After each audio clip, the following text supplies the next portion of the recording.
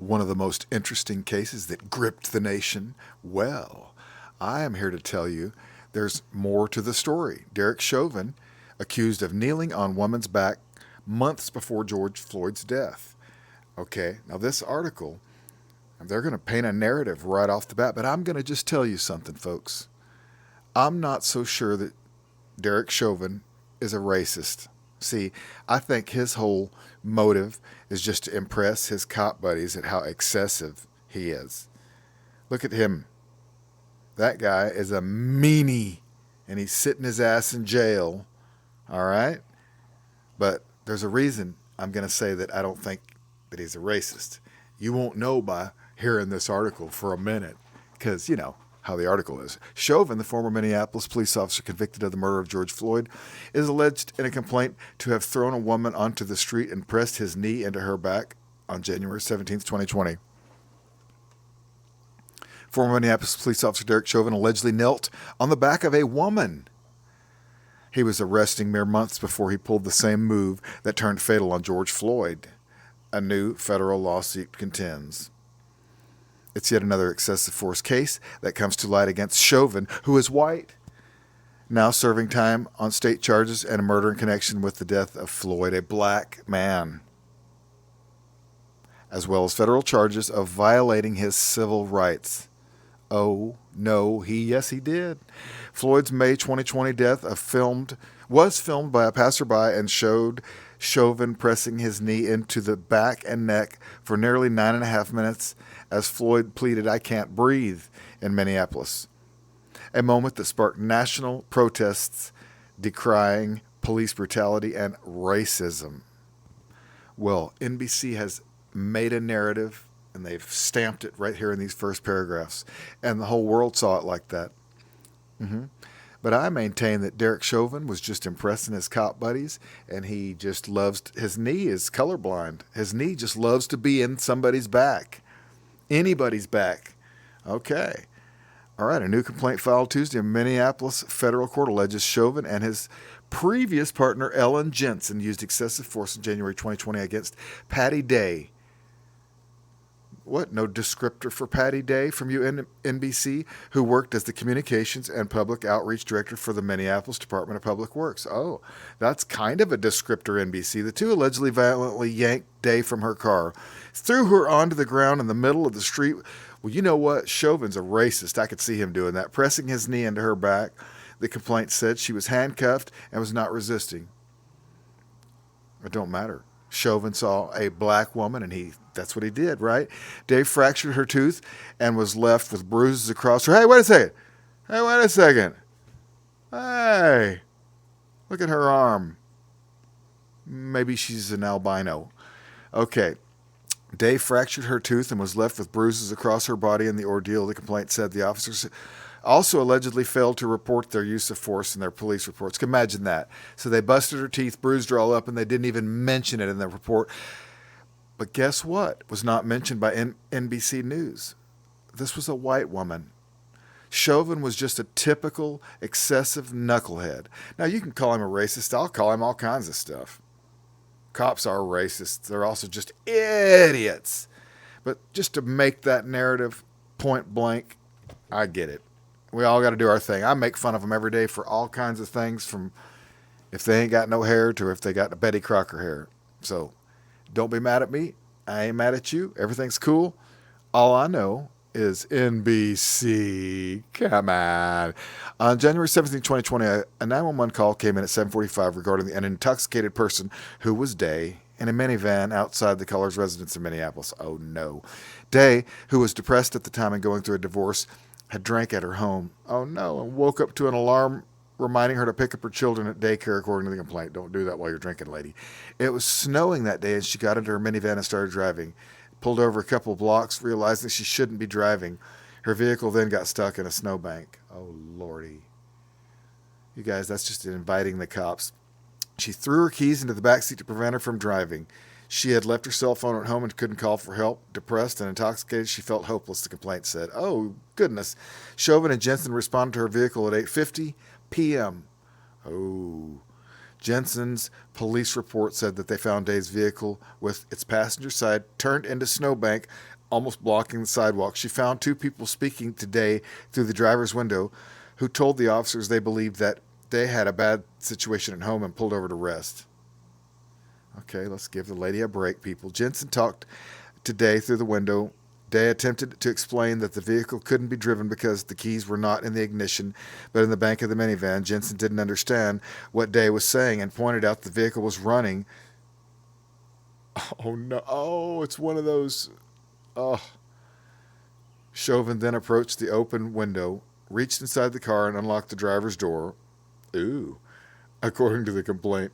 The two then violently grabbed Patty's left and right arms, respectively, and began pulling her out of the vehicle. Oh, Chauvin ain't got time for nothing. Filing said the officers also didn't inform Day she was under arrest before attempting to physically remove her from the minivan, the complaint said. Maybe it was just dark and Chauvin thought she was black. That's probably what it was. She was thrown onto the ground, face down in the middle of the street, and the impact cracked one of her teeth.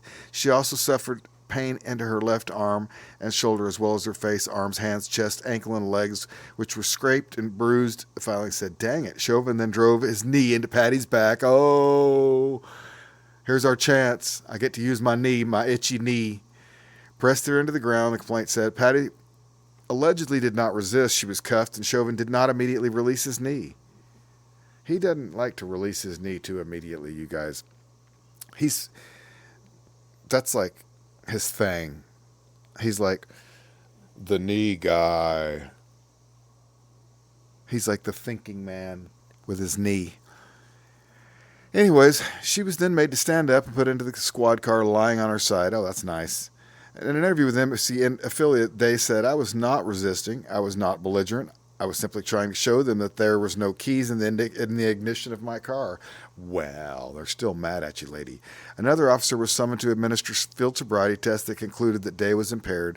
The officer informed Day she was under arrest for driving while impaired, and she was taken downtown for chemical testing that showed she had 0.25 alcohol content. Whoa. And the legal limit there is 0.08. Whoa. She complained about her injuries and asked for medical attention, but none was provided. She was ultimately spent 2.5 days in jail. Suit stated. Complaint included, punishment, boom. The complaint included photos of her swollen and bruised arms. After the interaction, I would say altercation, with Jensen and Chauvin, they wrote up the police reports that appeared to downplay the use of force. Cops. They claimed they ordered Day to exit the vehicle, but in the criminal case, Hennepin County Judge Julie Allen viewed the body camera footage, which wasn't released to Day's attorneys, and concluded that Day was not given any orders before being pulled out. Oh, Yankee Chauvin. Yankee knee Chauvin. In Chauvin's police report, he wrote that he pulled Day from the driver's seat and pulled her face down onto the street. He didn't report driving his knee into her back and pressing her to the ground, including that she was handcuffed. Neither Chauvin nor Jensen submitted a use of force report for the interaction. They never do that. They never submit it. Day was charged with gross misdemeanor counts of third-degree DWI for the incident, and her driver's license was temporarily revoked. An evidentiary hearing in the case was held in February 2021 when Chauvin was awaiting trial on the state murder charges in the death of Floyd. Ultimately, the criminal charges in Day's case were dismissed over lack of evidence. And, of course, the prosecution acknowledged that the city's attorney's office didn't condone the way that the interaction went down in this particular case. Day ultimately had to undergo emergency tooth repair and had sprained ankle and significant left arm, so lots of injury and lots of damage caused by a government thug who's now sitting in jail, and he just gets to fantasize about when he was abusive to people. And we're still feeding this goofball. He gets 3 hots and a cot.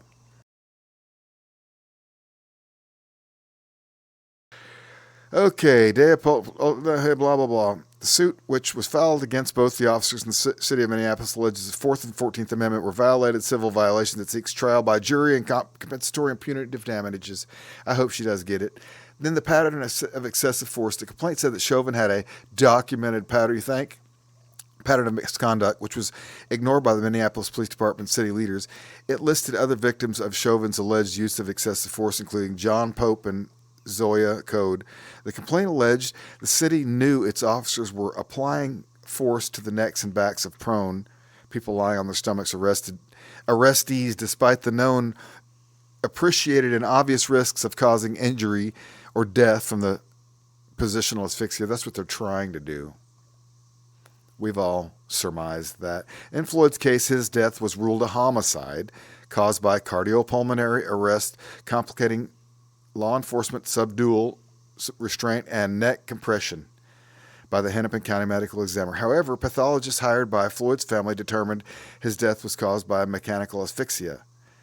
Day's complaint accused the Minneapolis Police Department of a history of excessive force and listed excessive force cases filed against other officers, noting the city has paid nearly $80 million in the last 2 decades as a result of the unconstitutional use of force by MPD officers. $80 million. Jeez, you guys, come on. Tell them to read the manual on how to be a cop. Okay? Every morning, recite it. The city of Minneapolis ended up paying $27 million to settle the civil lawsuit brought against Floyd's family for Chauvin's and other officers' violation of his civil rights. The complaint further claimed instances of misconduct were not properly investigated or addressed in a timely manner, and officers are not consistently held accountable. In cited reports by the Minneapolis Department of Human Rights, published in 2020, the department found that police department and the city itself engaged in a pattern of practice of excessive force and the racial discrimination that violates both. Again, racial discrimination, there's 2 cases in this report. One is black, one is white, one's a man, one's a woman. Thankfully, the woman didn't wind up dead like the black man. In both cases, they had Chauvin's knee in their back. Same guy, same problem, excessive knucklehead cops. Those probes ultimately resulted in a court ordering mandating structural policy, training, and oversight changes at the MPD. They ain't going to do nothing. NBC News reached out to in a press. Let's read the press release. Let's read it. Day said, sadly, my experience with Derek Chauvin.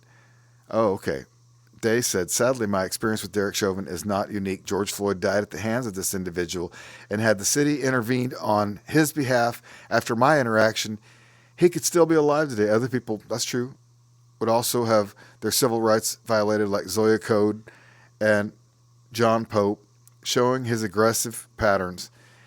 It was a traumatic part of my life, and I hope no one else will have to endure it. Nobody else is going to have to endure it. I think Chauvin is now having to endure his own version of all that. Listen, I guess I'm going to have to let this be a standalone story because it's too long to go into the Bad Apple report. Derek Chauvin strikes again. Excessive police force does it every time. $80 million from Minneapolis. Dang. Woo! That's a lot of money to pay for dirty bad apples. They're never going to learn. That's why we're going to keep on reporting on them. Thanks for watching, folks. I really appreciate it. Have a great day.